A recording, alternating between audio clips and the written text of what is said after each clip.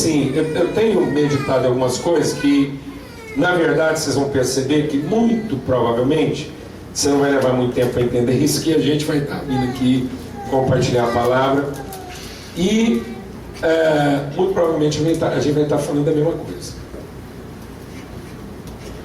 Porque, na verdade, a gente está querendo, sim, ser transformado no entendimento.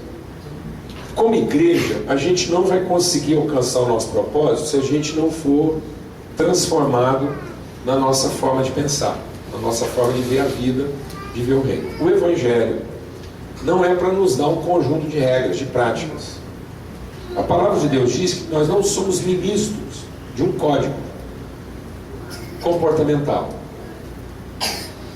Então, o que o Evangelho vem trazer é algo além da lei. Não é que ele é depois ou fora. Ou seja, a lei passa a ser um elemento menor daquilo que é a lei. É mais ou menos igual a morte e a vida. A vida não é depois da morte. Não há vida depois que morre. Ou você encontra a vida antes de morrer e entende a vida além da morte, ou você nunca vai entender o que a vida é. Então ninguém vai descobrir a vida depois de morto. Depois de morto você vai existir para sempre morto. Aí você vai querer morrer da morte e não vai ter jeito, porque você nem vive e nem morre, você só existe. O inferno é porque o povo vai existir para frente, para sempre. O inferno é uma desgraceira porque o povo vai existir. Todo mundo que preocupou em existir só vai para o inferno. Porque o inferno é um lugar onde vão se reunir todos aqueles que acham que a vida era existir para sempre. Quem está entendendo o que eu estou falando? Amém. Então, ou eu conheço a vida, ou eu vou existir para sempre na morte. Então a vida é além, é acima, ela é abrangente, ela é absoluta. Amém? Então, o que Jesus vem nos trazer é a vontade de Deus, a vontade eterna de Deus. Ele vem trazer a revelação de todo o propósito de Deus, de modo que nós somos ministros da vida pelo Espírito. Todos nós aqui somos ministros do Espírito e não da letra. Se eu entender o Evangelho apenas na letra, se eu entender o Evangelho como um código de comportamento, um código de regulação, eu perdi o espírito do Evangelho. Eu vou me comportar de uma determinada maneira sem discernir o propósito daquilo. Amém, amados? Então a nossa reflexão tem que ser para entender o propósito da nossa salvação, da obra de Cristo na nossa vida, e não perceber isso apenas a partir da minha necessidade.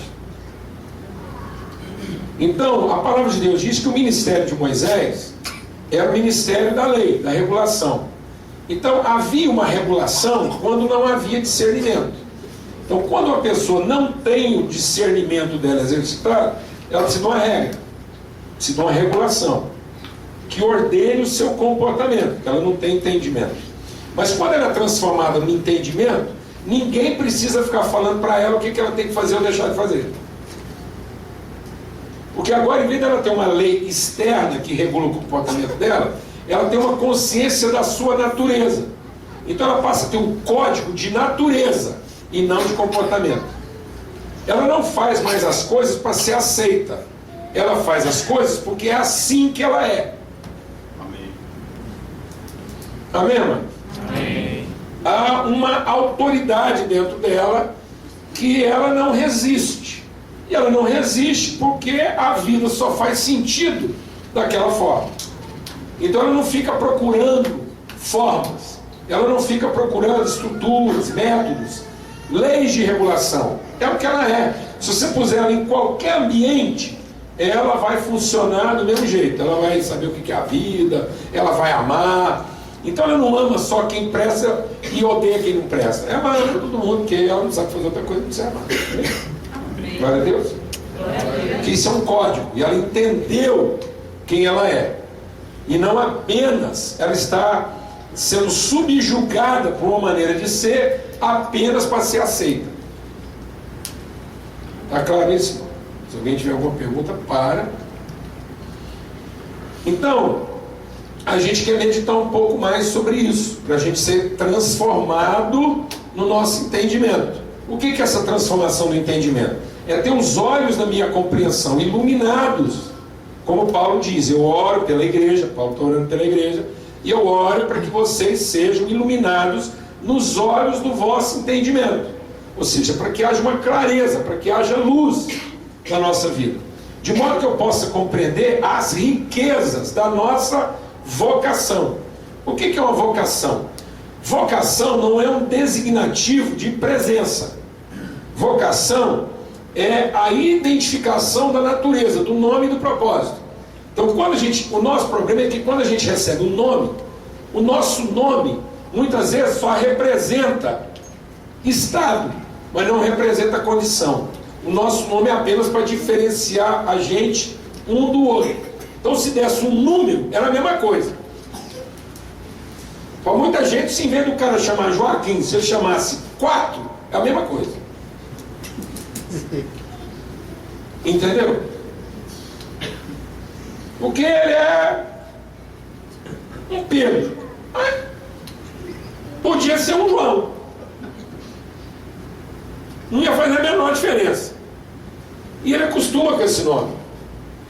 Mas quando a palavra de Deus fala do nome, ele fala de uma ação, de um propósito. Então o nome da pessoa é mais do... Presta atenção, fala devagar, que a gente vai tratar um conceito aqui assim, importante. É preciso entender que quando a palavra de Deus diz assim, que Jesus é o verbo, quando está falando que ele é o verbo, isso é a palavra, isso está falando de um nome, isso está falando de uma natureza, está falando de uma identidade e de um propósito. Quando a palavra de Deus diz que a palavra é o verbo que se fez carne, ele não é apenas substantivo, ele é a ação. Então Jesus é o verbo porque ele não é um nome substantivo, ele não é apenas para diferenciar Jesus de Judas, ou de Pedro, ou de Joaquim, mas fala da sua natureza, da sua identidade, do seu propósito. Amém, mano? Amém. Por isso que ele é um verbo, representa a ação, representa o que ele vibra. Então, quando a palavra de Deus diz que Jesus é o verbo, é a parte vibrante da comunicação. Por isso que não há frase sem verbo. Eu posso ter uma frase sem substantivo e sem predicado, mas não posso ter uma frase sem verbo. Eu posso ter uma frase que tenha só o verbo, mas não vou ter jeito de ter uma frase só com substantivo e predicado. Está vendo? O cristianismo também é cultura. Você nem imaginava que hoje ia rolar aqui um clima desse. Então, por exemplo, quando eu digo assim, vá, isso é uma frase. Venha, isso é uma frase. É um verbo. Então eu posso comunicar através de um verbo. Mas eu não tenho jeito de eu comunicar uma mensagem apenas com um substantivo ou com um predicado. Então eu preciso entender o meu nome, deixa Deus ministrar o seu coração.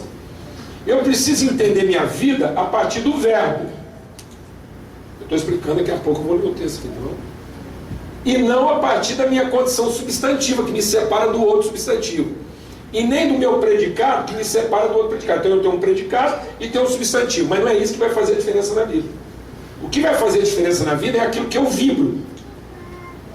É o que esse nome significa na medida em que ele traduz sua natureza através dos seus predicados. Quem está entendendo, por favor? Amém. Amém? Por isso que presta atenção, quando Deus criou tudo, a única parte que sobrou para o homem era dar um nome. Entendeu? E a Bíblia diz que uma árvore só produz fruto a partir da semente que está nela, segundo a sua espécie. Então essa semente é o quê? É o verbo. É aquilo que imprime as características. O ser humano é formado da mesma forma. O quê? O ser humano é formado a partir de uma semente, que é o quê? Uma palavra, um código, que é o quê? O DNA. O DNA nada mais é do que um código que, quando entra dentro do ambiente fértil do óvulo, ele fecunda o óvulo, forma um embrião a partir de uma ordem, de uma palavra. Essa palavra que fecundou o óvulo é uma palavra que vibra, é uma palavra que define suas características, suas funções, suas habilidades e, consequentemente, seus propósitos. Amém? Diz quem ele é. Então ele é mais do que um José. Ele é um José com propósito. Ele é mais do que um Pedro. Ele é um Pedro com características peculiares que cumprem o propósito. Por isso que, quando o povo convertia, a primeira coisa que eles faziam era dar o que para ele? O quê? Um nome. Agora você é o Pedro. Porque sendo Pedro, você é uma pedra. E é uma pedra que vai trabalhar os fundamentos. Amém? Amém. Pronto, o cara já. Entendeu isso? Está claro isso ou tem alguma dúvida até aí? Amém? Bom, quando o verbo ele indica estado, não é a indicação de que estado. Mas geralmente esse estado, ele implica uma condição. Estar naquele estado que é uma condição própria da natureza do verbo. Ele não estaria naquele estado se não fosse essa a sua condição. Então ele tem a condição de estar naquele estado. Se não fosse próprio do verbo, ele não estaria naquele estado. Entendi. É uma consequência daquele estado. Daquele estado. Entendeu o que eu estou dizendo, né? Na verdade, o estado já é uma condição possível daquela identidade. Subsequente à identidade. Pronto, se ele não fosse daquela condição, ele nunca estaria naquele estado. Isso é uma boa pergunta, porque trazendo para a vida cristã, tem irmão aí que eles ficam num estado que eles nunca podiam estar, porque quando eles ficam naquele estado, quer dizer que eles são de outra condição. Porque na condição de ser cristão, ele nunca podia ter ficado naquele estado. Ele não está vibrando bem, né? Ele está vibrando numa coisa que não é ele está com a crise de identidade e não de estado. Por exemplo, um cristão não combina com ele o estar amargurado. Está em ódio. O estar amargurado é de outro estado, que não combina com a minha condição. Então, eu só fico amargurado não é porque eu estou com uma crise de condição. Eu não estou com a crise de estado. Quando o cara está amargurado, ele não está com a crise de estado, ele não está amargurado por causa da situação que ele passou. Ninguém fica amargurado porque o outro o amargurou. Então, na verdade, a dúvida dele não é em relação ao que o outro fez. A dúvida dele acaba sendo a respeito de quem ele é. Porque se ele soubesse quem ele é, ninguém seria capaz de deixá-lo amargurado. Então não é o outro que me amargura, é eu que me deixo amargurar, porque eu confundo a minha identidade. Amém. Por isso que o amor não se irrita. Outro verbo. Ninguém irrita você, você que se deixa irritar. E você se deixa irritar porque você não entende que a sua condição é amar. Se você entendesse que a sua natureza é amor, ninguém nunca conseguia irritar você. Se você está se deixando irritar, você está vendo uma crise de identidade e não de situação. Amém. Amém. Situação nenhuma podia deixar você irritado. Porque essa não é a sua condição. Simples assim. Amém. Então, quando Adão deu o nome que o Adão deu não era um substantivo. O Adão deu um nome verbo. Ele foi dar nome nas árvores. Então ele deu um nome assim, ó, goiabe. Que agora a árvore sabe que ela é uma goiabeira que goiaba goiabas. Então ela goiaba goiabas porque ela materializa o verbo goiabar. Então há um substantivo goiabeira que tem a condição de materializar de forma predicada goiabas, porque a natureza dela é goiabar. Então ela materializa o verbo goiabar. Quem entendeu? O cara não entende que não é uma goiaba, vem um ministério doido da cabeça aí e quer dizer para ele que ele é abacate. Aí ele passa o resto da vida dele tentando abacatar a partir do verbo goiabá.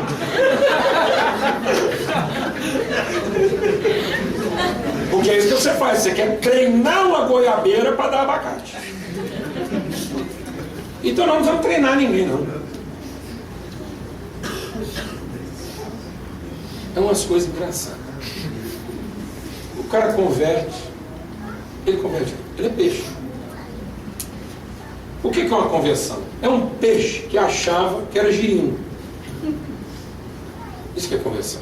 Ele estava enganado a respeito do propósito de Deus na vida dele, ele estava perdido porque ele estava lá vivendo como uma anta, sem que ele é um peixe.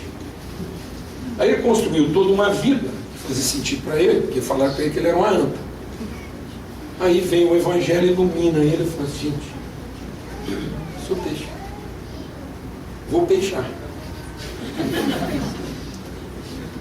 vou materializar tudo que é próprio. Quem está entendendo o que eu estou falando? Aí a gente pega, evangeliza o cara e fala assim: você é peixe, beleza? Jesus veio, salvou você ser aquilo que ele fez você para ser.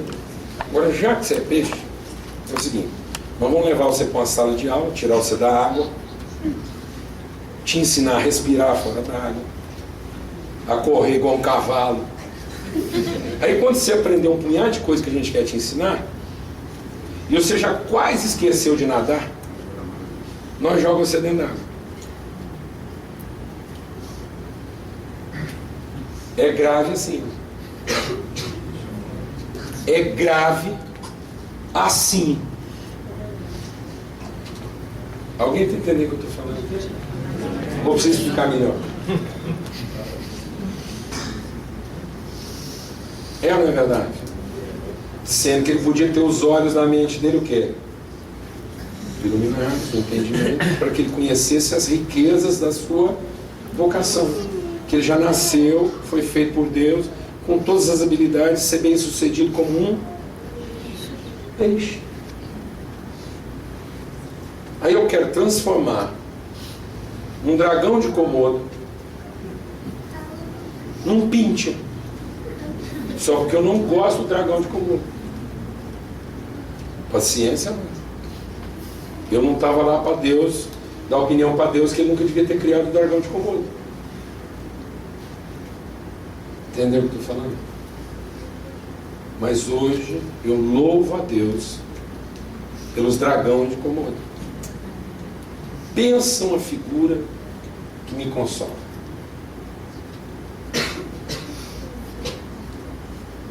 Quando às vezes eu quero perder a esperança, eu lembro do dragão de Komodo.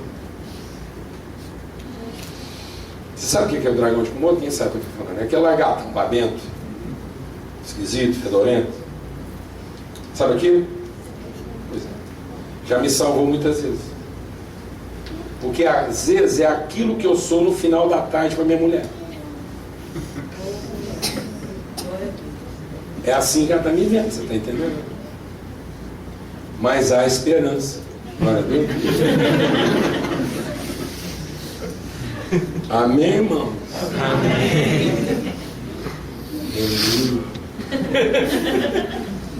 Que às vezes você está achando que você é um pinche, um lulu, e você está achando que os dragões de Komodo vão tudo para o inferno. Louve a Deus pelo dragão de Komodo.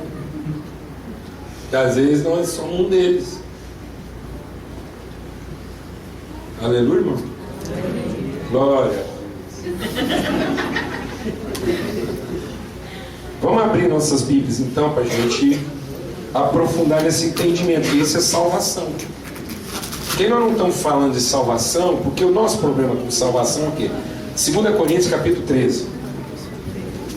O nosso problema com salvação é que nós estamos entendendo salvação numa perspectiva de situação e não de condição. A salvação transforma a minha condição e não a minha situação. Salvação não é uma mudança de endereço, é uma transformação de consciência, de natureza e propósito. Então eu só sou verdadeiramente salvo se finalmente o meu entendimento foi iluminado das minhas ignorâncias e eu não tenho mais de mim mesmo os equívocos que eu tinha antes e que me colocaram numa situação adversa. Isso tanto é verdade, deixa Deus ministrar o seu coração, que quando o homem pecou, a primeira coisa que Deus perguntou para ele não foi o que ele fez, foi onde é que ele foi parar. Então Deus falou assim: onde? Homem, onde você é agora? Não é uma situação que Deus está perguntando para ele. É a partir de onde a sua vida se origina. Onde é que você está plantado agora? Quem alimenta você? Qual é a informação que você tem? Você vê que então Deus vai perguntando na área do quê? Da condição, da consciência, e não apenas da situação. A última coisa que Deus perguntou para o homem foi o que ele fez. Então a última coisa que Deus quer tratar conosco é o comportamento. Primeira coisa que Deus quer tratar conosco é a nossa consciência de origem, nossa consciência de natureza e propósito. Depois o comportamento vai ser ajustado. Glória a Deus, amém? Amém? Amém. Então aqui em 2 Coríntios capítulo 13, no finalzinho, Paulo está se despedindo da igreja, e é interessante que é uma carta de despedida mesmo. Ele diz assim: quanto ao mais, irmãos, é um encerramento mesmo de carta. Eu fico pensando, porque hoje em dia assim, a gente não tem mais esse costume.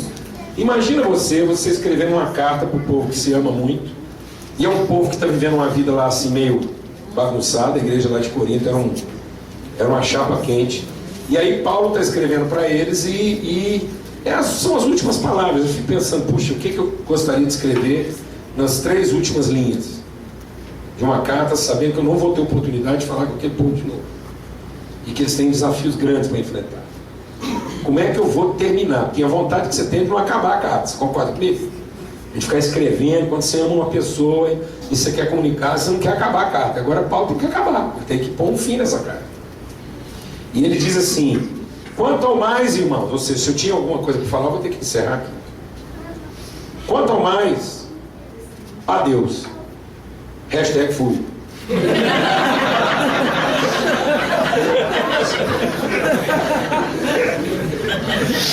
#partiu. É mais ou menos o que eu estou falando. Acabou. Vou falar agora, encerra. Vocês não vão ouvir mais. Eu não vou poder dizer mais nada. É aqui que eu estou concluindo. Aí como é que eu concluí? Regozijai-vos. O que Paulo está dizendo? Sejam alegres. Amados, o Evangelho é para a gente viver a vida de forma alegre. Isso não quer dizer que a gente não vai sofrer, mas a gente tem que enfrentar nosso sofrimento com alegria. E a única coisa que faz você enfrentar sofrimento com alegria é se você entender o propósito do seu sofrimento. Porque na verdade, amado, o sofrimento só acaba com a gente porque a gente não vê esse propósito que está sofrendo. Mas se eu entendesse o propósito do meu sofrimento, eu enfrentaria aquilo com alegria, com disposição. Por isso que é possível viver uma vida alegre sempre. Glória a Deus. Alegrável sempre. É possível ter ânimo para a vida sempre. Porque finalmente eu entendi o propósito da minha vida. Então as circunstâncias não dizem o que minha vida é. A situação não diz o que a minha vida é. Minhas convicções dizem o que minha vida é. Por isso que essa é a vitória que vence o mundo, a nossa fé. Paulo não diz que ele aprendeu a ser feliz, mas ele diz que aprendeu a viver contente. O que quer dizer contente? Ele aprendeu a viver a vida de maneira cheia. Não há vazios no coração de Paulo. Não há lugares não preenchidos. Lugares não preenchidos representam o quê? Carências. São os lugares não preenchidos da nossa vida que nos permitem ficar deprimidos. O que é uma depressão? Uma depressão nada mais é do que um achatamento, um ressalto que se cria a partir de uma pressão negativa. Então eu não tenho uma pressão interna suficiente, vem uma pressão externa que é maior do que minha pressão interna e causa uma depressão. Se aquele espaço estivesse cheio, qualquer que fosse a pressão, não depressionaria. Glória a Deus, amado. Então, se eu tiver uma consciência clara de propósito, de destino, de natureza, não tem nenhuma pressão externa que vai me depressionar, ou me deprimir, ou fazer eu agir conforme uma pressão contrária. Por isso que Paulo é claro, em tudo nós somos o quê? Pressionados, perseguidos, perplexos. Ele está falando de pressões o quê? Externas, perplexidades, perseguição, tribulação. Mas nada nós somos o quê? Desanimados, abatidos ou confundidos, porque eu tenho uma pressão interna, de natureza, de propósito, de sentido. Quem entendeu isso? Amém. Amém? Não tem crise de identidade, então regozijai-vos sempre. Sejam perfeitos. Então Paulo está dizendo que é possível a gente ser perfeito. O nosso problema é que a gente associa perfeição à ausência de defeitos. Perfeição não tem nada a ver com ausência de defeito. Perfeição não tem a ver com estética. Perfeição não é um atributo relativo estético. Perfeição quer dizer o quê? Cheio, completo. Então seja completo. Seja cheio. Ou seja, seja integralmente compromissado com aquilo que é o propósito de Deus na sua vida. Amém. Então perfeição tem que haver perfeição não tem ausência de defeito. Perfeição é integridade de compromisso. Porque defeito é uma coisa estética. Alguma coisa pode ser perfeita e representar para o outro um defeito. Para os fariseus não tinha ninguém mais defeituoso que Jesus. Porque Jesus não se enquadrava no padrão estético deles. Aliás, diga-se de passagem, Jesus é um cara que nenhuma mulher aqui queria para genro nem para marido. Feio, pobre, morava longe.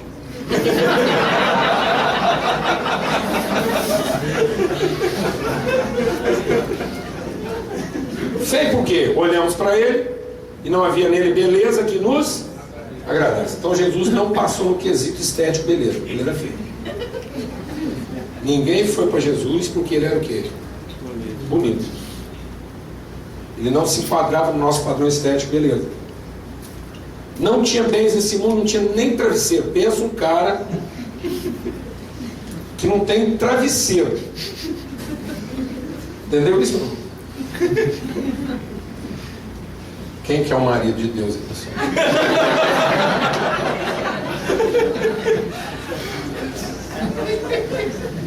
O cara não tinha travesseiro. Pobre. Morava longe, por acaso pode vir alguma coisa boa lá de Nazaré. O endereço do cara era errado, a economia dele era precária e ele não tinha encantamentos físicos. Por que Jesus foi tão atraente na vida das pessoas? Porque ele era íntegro. Amém? Se encontrava com Jesus de manhã, de tarde, de noite, ele era o mesmo. Se encontrava com ele hoje, amanhã, depois, ele era. Esse é o sentido de ser novo.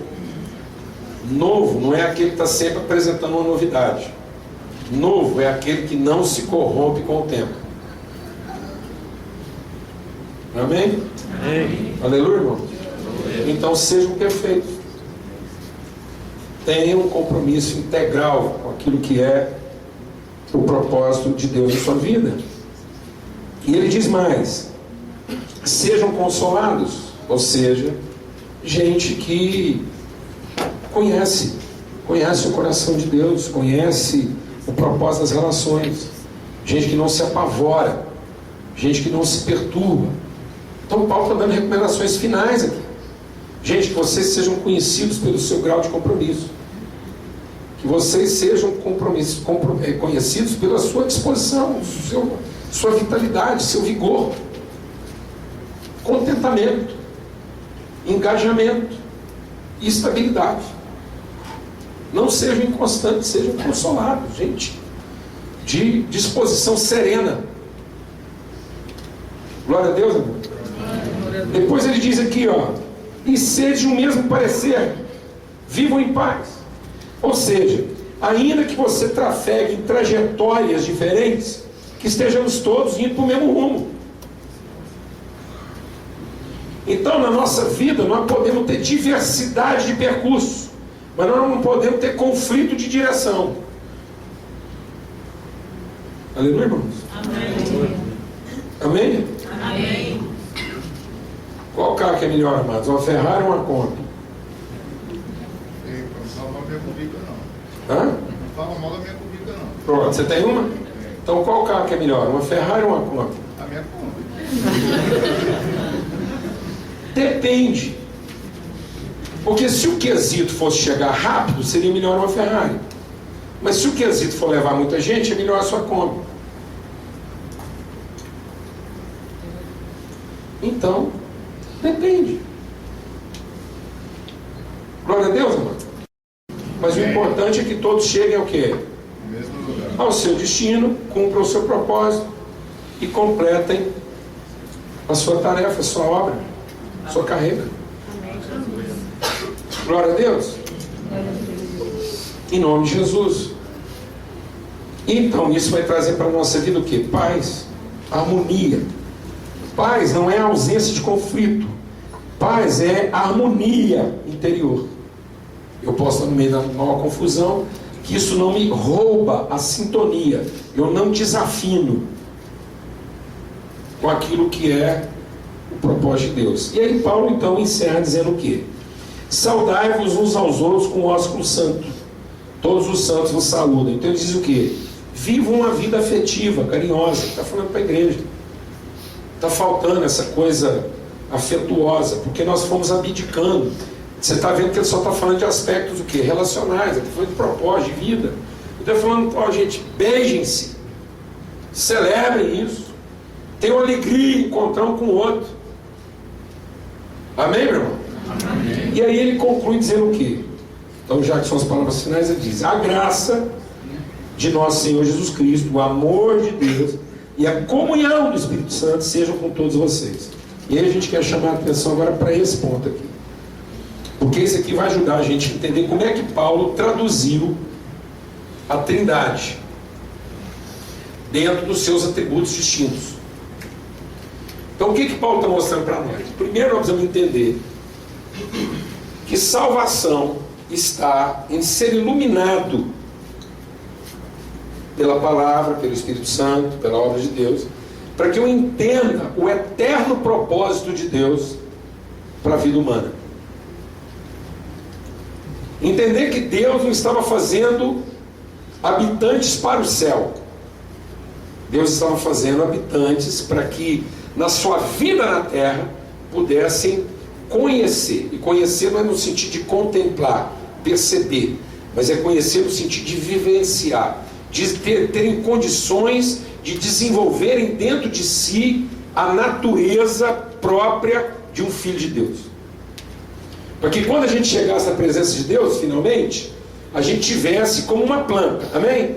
Deus nos plantou na terra para que essa vida na terra, ao cumprir sua plenitude de árvore completa, nessa trajetória, nesse caminho relacional de vida, no apogeu da nossa existência humana, a gente pudesse finalmente discernir a natureza e a grandiosidade da nossa relação com Deus. Quem de fato nós somos e quem foi que Deus fez quando Ele nos fez como sendo sua família. Então Jesus veio para que aqueles que creem em Jesus recebam o poder de se tornarem filhos de Deus. E esse poder não é um empoderamento de ser filho, é a consciência de ser filho. Então quando Deus está falando lá, façamos o homem conforme a nossa imagem e semelhança, façamos a nossa imagem conforme a nossa semelhança, Deus está dizendo que Ele vai produzir uma imagem para que através dessa imagem a sua natureza, a sua identidade possa ser discernida. Então Deus, na verdade, está gerando uma semelhança de si mesmo. Amém? Alguém que esteja em condições de comungar uma relação com Ele. Isso não tem nada a ver com anjo, não tem nada a ver com as outras coisas criadas. Porque nenhuma outra parte da criação tem a condição de desenvolver uma consciência de natureza a ponto de se relacionar com Deus como um igual. Nenhum anjo vai conseguir. Então Deus não estava atribuindo a nós competências. Deus estava atribuindo a nós a possibilidade de uma consciência que desse sentido às nossas competências. O Satanás, que era o Lúcifer, virou Satanás porque ele achou que o fato dele ter as competências fazia dele um semelhante. E o Evangelho é para que eu entenda que eu sou um semelhante, ainda que eu não pareça ter as competências. Você entendeu isso?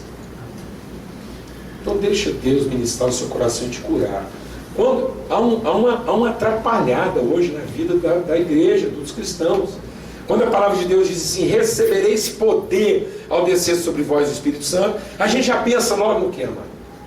No empoderamento das competências. Vocês vão ver agora quando estiver cheio do Espírito Santo.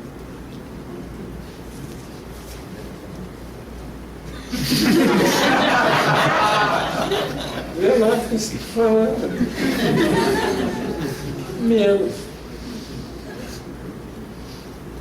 Não. O empoderamento é coisa de gente mal resolvida. Tem necessidade desse poder quem tem crise de identidade. Quem não tem crise de identidade pode ser desempoderado, que ele continua tendo a firme consciência de quem ele é e o propósito que ele cumpre. Amém. Amém? Amém. E muitas vezes a melhor forma de mostrar quem ele é exatamente quando ele não tem nenhum poder. Jesus revelou toda a sua glória quando ele foi destituído de todo o poder.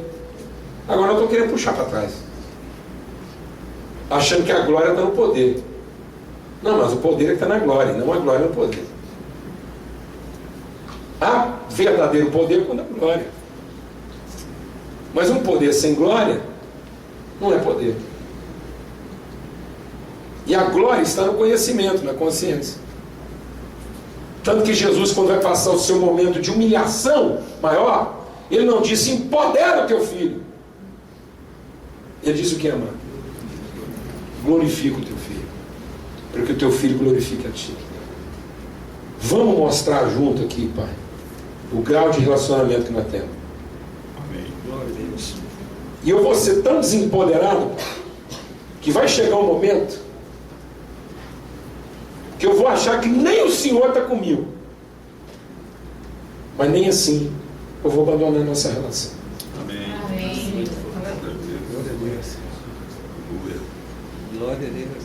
O que vai me consolar não é perceber a tua presença. O que mais vai me consolar é a certeza dela, mesmo que eu não a perceba. Amém. Porque nós empenhamos uma palavra e essa palavra vai ser mantida. Glória a Deus. Recebereis poder. Aleluia, Senhor. Com esse poder você pode ir para os confins da terra. Está entendendo isso?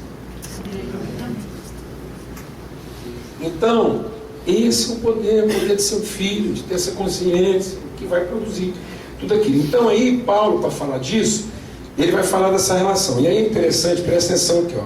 Que ele está dizendo, então é o amor do Pai, a graça do Filho. Mas ele começa pela graça. Ele começa pela graça. É a graça do Filho, o amor do Pai e a comunhão do Espírito Santo.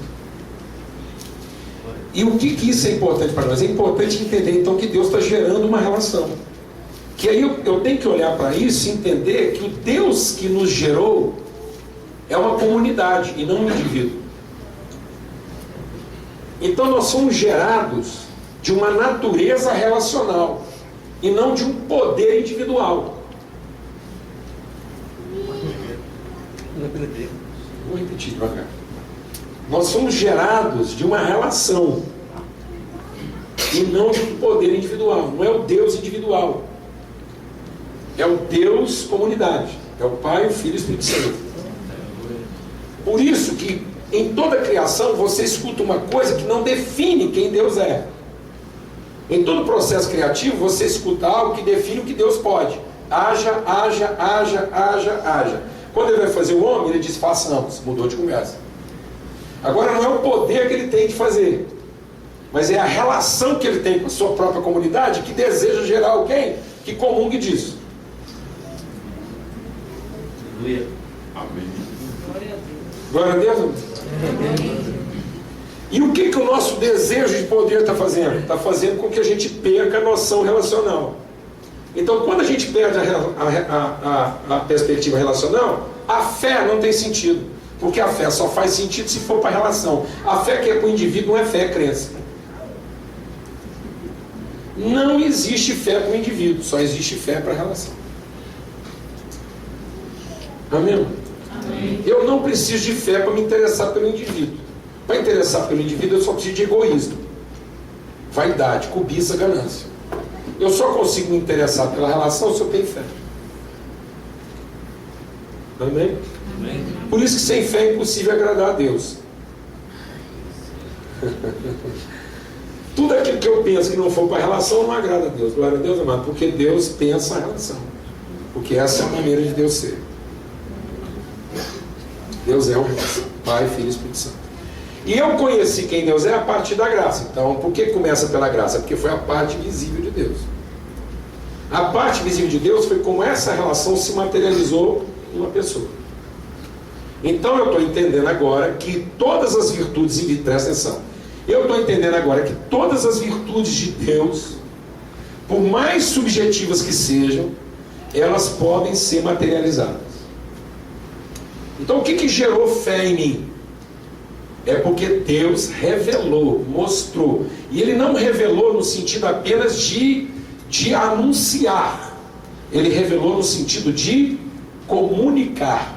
Ele fez um homem da sua natureza.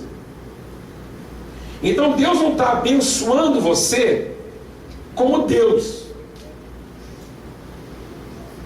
Deus quer abençoar você como um pai. Amém. Não é o que Ele faz por você, é o que Ele faz de você. Então a maior bênção de Deus não é o que Ele vai fazer por mim. Se eu continuo achando que a melhor coisa que eu posso receber de Deus é o que Ele fará por mim, eu nunca entendi o verdadeiro propósito de Deus, porque não é o que Ele quer fazer por mim. Satanás vive sendo abençoado por Deus naquilo que Deus faz por ele, porque se não fosse Deus dar uma força para ele lá e manter ele existindo, ele já estava torrado há muito tempo, nem existia mais. Então o Satanás vive de favor.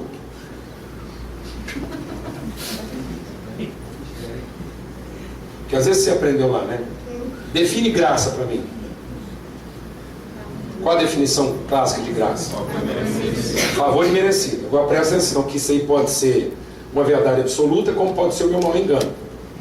Porque se eu entendo graça como favor imerecido a partir da minha carência, então eu tenho uma carência, eu tenho um oco, eu tenho necessidade, eu preciso que alguém mais poderoso que eu me ajude. Então se eu entendo o favor a partir da minha carência, esse favor terá a exata dimensão da minha carência.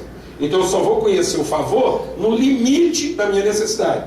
Então se eu entender que Deus me abençoa com a sua graça, porque Ele me fez um favor que eu não mereço, eu entendo Deus no limite do que eu precisava dele. Na onde eu não preciso de Deus, eu também não conheço. Eu até dispenso. Então eu só tenho compromisso com Deus naquilo que eu preciso. Alguém aqui está entendendo o que eu estou falando? Amém. E aí eu não quero Deus pela relação, eu quero Deus pela necessidade. E a Bíblia diz que onde não há entendimento, nós fizemos do nosso ventre o nosso Deus. Então o que você está chamando de favor imerecido? É porque Ele te salvou de um perrengue? É porque Ele curou uma enfermidade sua? É porque Ele resolveu um problema financeiro? É porque Ele encobriu uma coisa aí que você está morrendo de medo de danar com você e acabar com a sua vida? Isso não é graça. A Bíblia diz que principados e potestades subsistem em Cristo. Isso quer dizer o seguinte, que o diabo, para existir, depende de quem? De Cristo. Então o diabo, para continuar existindo, come na mão de quem? De Cristo. Ele faz por merecer? Não. Então, ele deve a existência dele ao projeto eterno de Deus em Cristo. E ele não faz nada para merecer, pelo contrário. Ora, então ele fica de favor. Se ele está recebendo de Deus um favor que ele não merece, isso é graça? Nunca. Isso continua sendo um favor que ele não merece. Então qual é o favor? Então, graça não é um favor imerecido. Graça é o favor imerecido. E o favor imerecido é que Deus nos fez seus filhos. Amém. Isso quer dizer que Ele não resolveu meu problema. Deus não me amou e aí resolveu minha carência. Não. Deus fez o favor de me dar a condição de, além de, ao ser amado por Ele, amar como Ele. Glória a Deus. Glória a Deus. Então o favor singular que Deus fez é que Ele me tornou como Ele, de modo que o diabo convive com Deus mais do que eu sei. Presta culto melhor que nós, tem hora. Porque toda hora que o diabo chega na presença de Deus, né? Sim, Senhor. O Senhor fala. Culto. Por que a vida dele não é transformada? Porque ele contempla o poder de Deus, ele sabe o que Deus pode, o poder ele sabe. Mas ele nunca vai experimentar o quê? A glória de ser comum, como um com Deus. Ele nunca vai ser transformado na sua consciência, apesar de ter tido preservada todas as suas competências. Porque essa desgraceira que o diabo faz tudo é com o poder que ele recebeu de Deus. Os poderes demoníacos são divinos, porque ele recebeu de Deus. E dorme com um barulho desse. Ora em línguas, canta, ora, faz isso. E nunca vai ter sua consciência transformada. Nunca vai partilhar da intimidade de Deus e nunca vai saber o que é ser um filho de Deus. Quem está entendendo isso aqui? Amém. Amém. Então, a graça é o meio. A graça é o meio. Por isso que ela vem na frente, porque ela é o meio. Ela é o meio de revelação do que é o propósito eterno de Deus. Ela é o meio de revelação daquilo que é o plano eterno de Deus. O que Deus está querendo fazer? Deus estava querendo fazer pessoas como Jesus. Então, tudo que Cristo fez foi para que, uma vez que Ele era único dessa forma, Ele entregou, Ele ofertou da sua substância. Ele entregou toda a substância da qual Ele é feito, e Ele entregou isso para que Deus agora pudesse fazer outros filhos como Ele. Então, da mesma forma como Jesus foi gerado, agora nós somos gerados. Porque agora Ele colocou da semente de Cristo, que era o seu Espírito e a sua palavra em nós, e essa palavra está formando em nós um filho de natureza divina. Essa é a graça. E aí, quando eu tenho discernimento dessa graça, eu vou ser salvo. Porque agora eu não vou ter mais a minha vida numa perspectiva do que eu desejo. Mas eu vou ter a vida na perspectiva de qual é a sua verdadeira origem e o seu verdadeiro propósito. Quando eu vejo a vida pelo futuro, mas não entendo a sua origem, aquilo que deixa Deus falar no seu coração. Quando eu olho para a vida na perspectiva do que a minha alma anseia para o futuro, mas eu não tenho uma consciência absoluta de origem, aquilo que deveria ser a expressão da minha fé se torna a expressão das minhas expectativas. Então essa pessoa que você acha que seria bom ser uma pessoa, essa pessoa, ela acaba frustrando você, porque você está pretendendo uma vida com Deus, uma relação com Deus que não começa em Deus. Começa em quem? Em você. E tudo que começa em mim não tem futuro, porque começa numa carne corrompida pelos seus desejos, pelas suas carências. Então nada que vem da minha carne se aproveita. Então deixa Deus ministrar o seu coração. Qualquer esforço aparentemente espiritual, mas que começa na minha carência de alcançar Deus com esse esforço, é tempo perdido. Porque nasceu na minha carne. Não nasceu na consciência de quem eu sou e do que é que eu sou feito. Então muitas vezes o meu esforço está traduzindo minha expectativa e não minha convicção. Por isso que eu posso ser facilmente frustrado. Por isso que eu não regozijo, por isso que eu não sou consolado, por isso que eu... Amém? Porque não há uma consciência de identidade, há só uma consciência de expectativa. Quem está entendendo o que eu estou falando? Por isso a graça me mostra. A graça é esse elemento. É esse elemento revelado de Deus, é a forma como Deus se revelou de maneira visível, comunicável. Eu agora não contemplo, Deus não é para mim uma expectativa no futuro. Deus é a minha mais absoluta concreção presente, porque eu vi Deus. E eu vi Deus onde? Em Cristo. E em Cristo eu vi Deus e vi o propósito de Deus para a minha vida. Então em Cristo eu vi a minha vida pelo seu princípio e pelo seu fim. Porque presta atenção, o diabo não nos engana. O diabo não nos confundiu porque ele tirou Deus da nossa vida. O diabo nos confunde porque ele colocou Deus na posição errada. O diabo simplesmente tirou Deus da origem e colocou Deus onde? No fim. Aí eu pretendo Deus a partir de quem? De mim. Aí Deus se torna a pior das minhas pretensões. Porque se finalmente eu conseguir alcançar Deus como eu pretendia, no final eu não alcancei Deus, eu alcancei minhas presunções. E eu me torno a pior das pessoas. Um religioso cruel. Alguém está entendendo o que eu estou falando? Amém. Porque a carne não aproveita. Então a graça me salva, porque ela me devolve ao meu fim, ao meu princípio, desculpa. A graça me devolve ao meu princípio e agora eu sei qual é o meu fim. Por isso que Jesus é o meu alfa, princípio, e o meu ômega. Ele é o meu princípio e o meu fim. Ele é o autor e é o consumador. Agora eu sei onde é que a minha fé se fundamenta e para que ela existe. Onde é que a minha fé começa e para onde ela vai me levar. Sem essa revelação da graça encarnada, que é essa pessoa que Deus não mandou Jesus para ajudar você. Amém.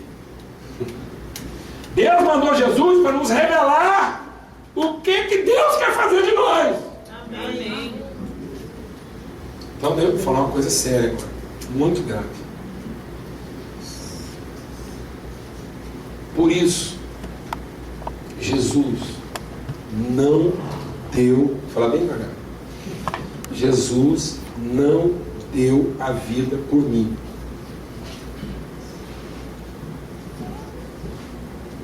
Jesus não deu a vida por você. Jesus não é seu Salvador.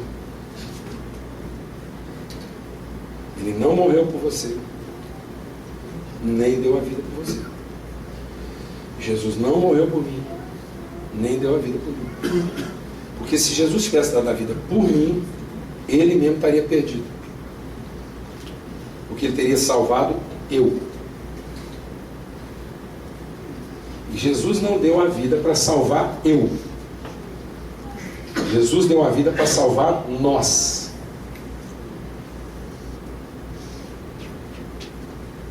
Amém, mãe? Amém. Então, no mínimo, Jesus estava salvando quem? Nós. A nossa relação e não a minha individualidade. Quando eu penso que Jesus deu a vida por mim, eu me torno o mais cruel dos perdidos. Porque eu acho que Jesus está salvando quem? Eu. E Jesus não veio para salvar eu. Jesus veio para matar eu com segurança. Jesus veio para que mim pudesse finalmente morrer em segurança. Jesus deu a vida para que finalmente não existisse mais eu, nem mim. Glória a Deus. Aleluia, irmão. Vamos ter mais um tempinho aí, uns 15 minutos? Podemos? Vou explicar como é que está afetando a gente de maneira grave. Eu nem lembro se eu fiz isso aqui da vez passada, mas se fiz eu vou fazer de novo. Vem cá. Vem cá. Presta atenção o tanto que nós estamos enraizados na carne. Você fica aí, vamos fazer um triângulozinho aqui. Né? Jesus, Ele, eu, tu. Então aqui nós temos um incrédulo, aqui nós temos o crente, e aqui nós temos o Salvador. Olha como é que nós estamos evangelizando. Queria falar para tu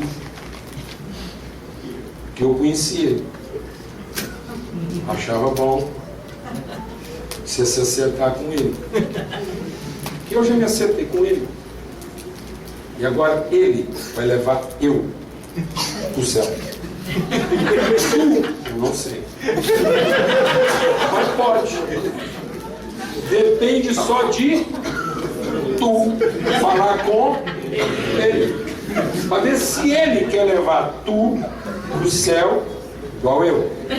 Mas se de tudo tu não quiser, eu vou com ele e tu se lasca.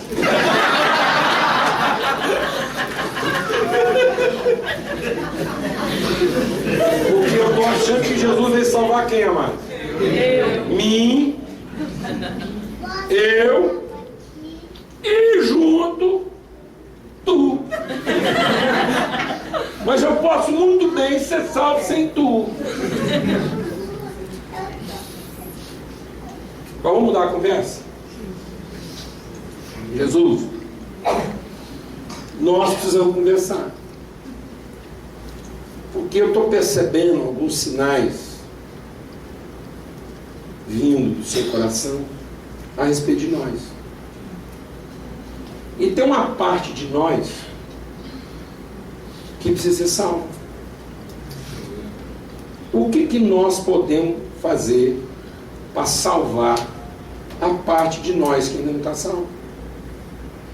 Porque não tem jeito de nós sermos salvos se uma parte de nós não está salva. Então, o que nós podemos fazer junto para apresentar nós para o resto de nós que ainda não conhece nós? Amém. Faz diferença? Porque Jesus não veio salvar eu. Ele veio salvar nós. E quando ele salvou nós, ele estava salvando todo no nós. Amém? Amém. Então não há salvação enquanto todos nós não estivermos salvos. Amém. Alguém entendeu isso aqui? Amém. Obrigado, Jesus. Pode sentar tudo. Deixa você conversar com ele. Não aproveite, não perde a chance da sua salvação. Está claro isso, amor? Então o que a graça vem nos revelar? Que a origem absoluta de todas as coisas é o amor. O amor é o Pai, porque é a vontade absoluta. O amor é o Pai dessa relação, Porque Ele é absoluto na sua vontade. Ele é absolutamente livre.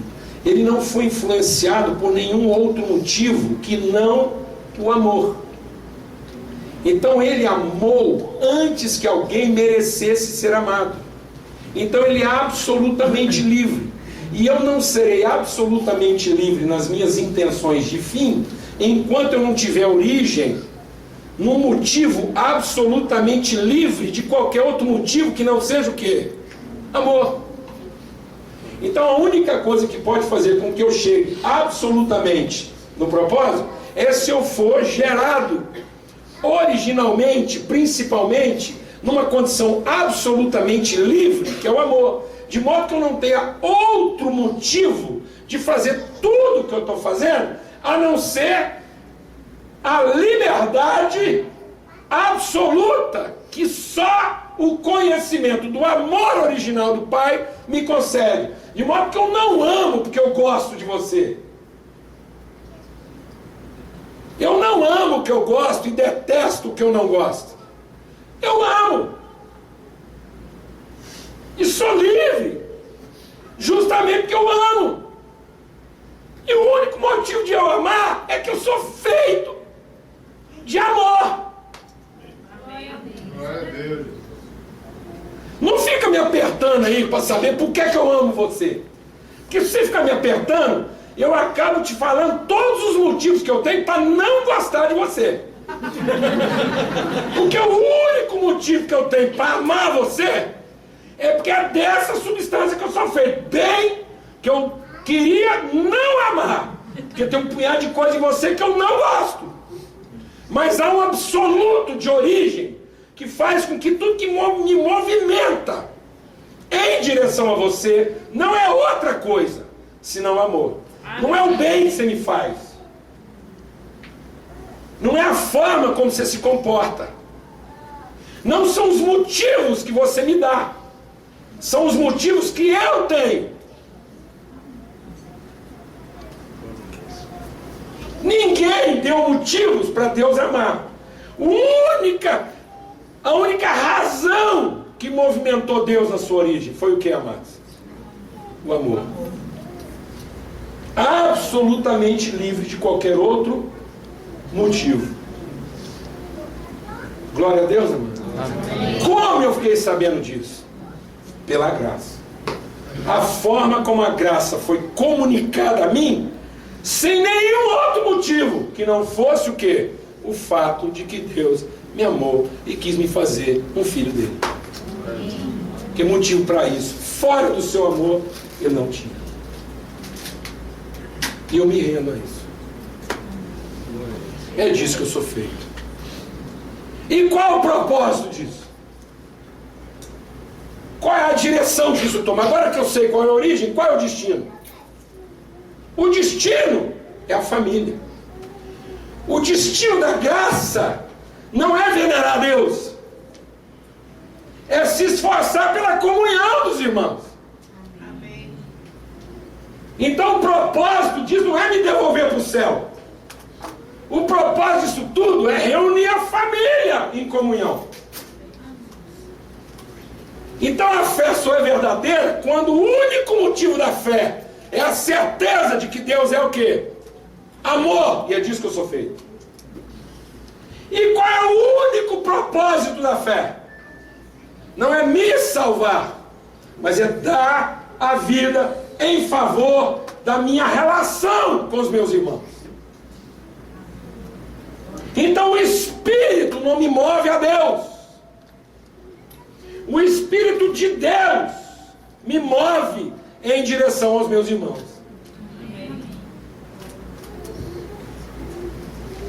O Espírito não é para que eu finalmente celebre o poder de ser cheio do Espírito de Deus em mim.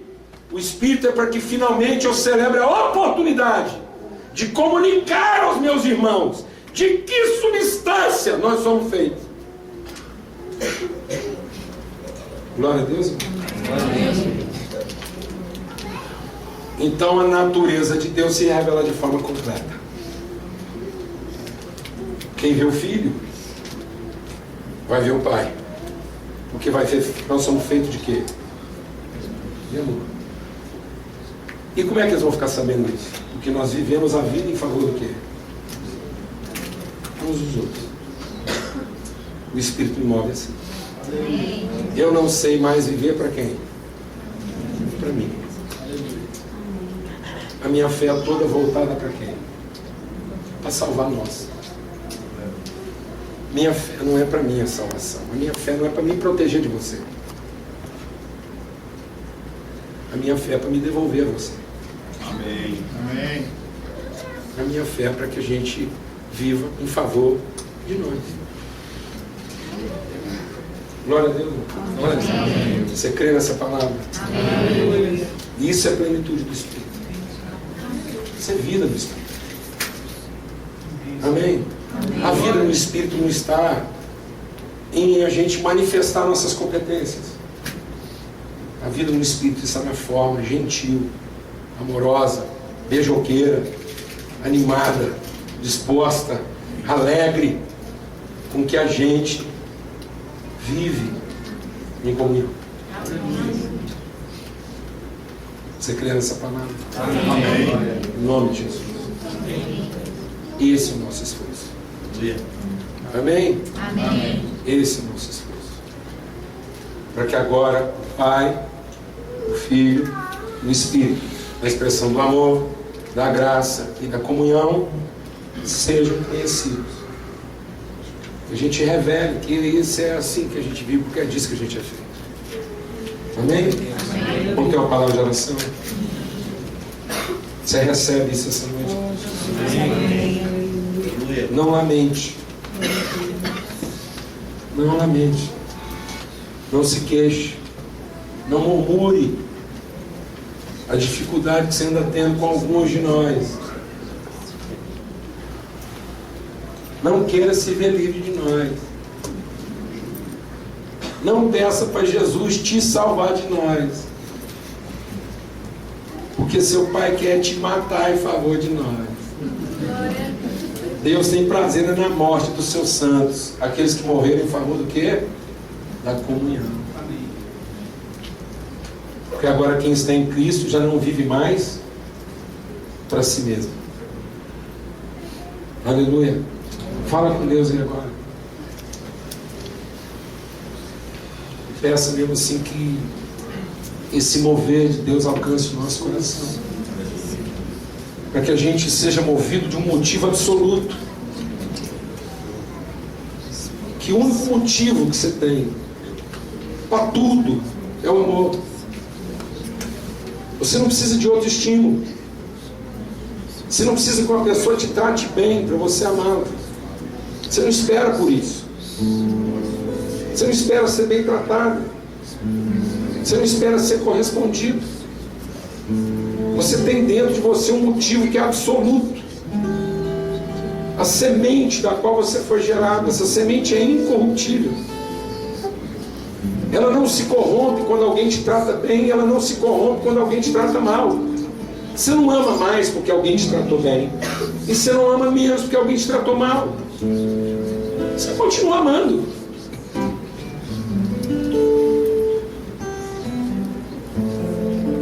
Você não ama mais aqueles que você gosta, e menos aqueles que você não gosta.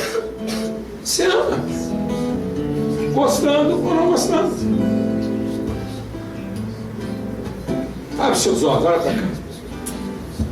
Vou te contar uma experiência prática, para você entender o que é isso. O que é amar o que você não gosta. Eu não tenho dificuldade com comida. Geralmente, eu também nunca fui na China. Por isso que eu falo que não tenho dificuldade com comida. O dia que eu vou lá, eu vou resolver. Mas por aqui, dos lugares que eu já fui, não tem dificuldade. Só tem uma coisa que eu não gosto. Giló. Eu não sei onde é que Deus estava com a cabeça. Era uma parada. Mas, depois que eu conheci minha esposa, eu continuo não gostando de Giló.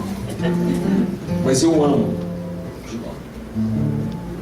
Continuo não comendo, mas amo. Por causa do tanto que ela gosta.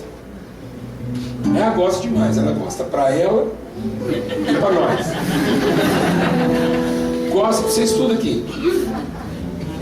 Teve vezes na nossa vida que, em vez de eu levar um buquê de flor para ela, eu passei lá numa quitanda, separei giló a dedo, embrulhei bonitinho, levei para ela várias vezes. Alegrou ela mais que um buquê de flores.